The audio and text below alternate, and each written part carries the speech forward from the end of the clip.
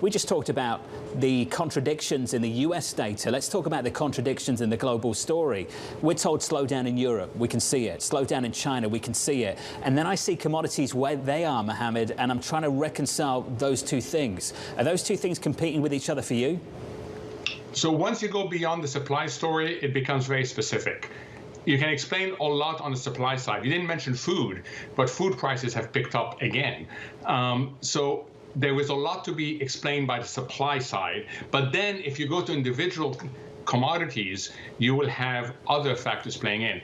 John, I mean, for me, there were three big surprises in the first 8 months of the year. 2 positive, 1 negative. The negative we know is China. The positive we know is the US, but also Europe was better than many expected. Going forward, China doesn't recover. Europe doesn't maintain a positive surprise. It's all about the US when it comes to global growth. Well, let's take that story, push it through FX. You know what we've got? Stronger dollar. 8 weeks of it, 8 consecutive weeks of dollar strength. Is that because the US is just so great right now, or the rest of the world, Mohamed, is so bad? It's both. It's U.S. exceptionalism in absolute and relative terms. That results in rate differentials.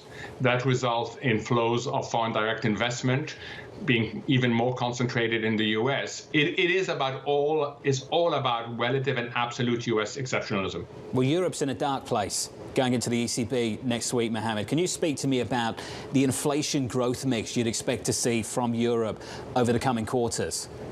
Yeah, it's tricky, John. I mean, if you're worried about stagflation, it's Europe and it's the UK where the threat is highest. And it's a really tough situation for the ECB. If the ECB wasn't a single mandate central bank, they probably wouldn't hike. I've put a 55% probability that they end up by hiking, but it's that close, John, as to whether they should hike again.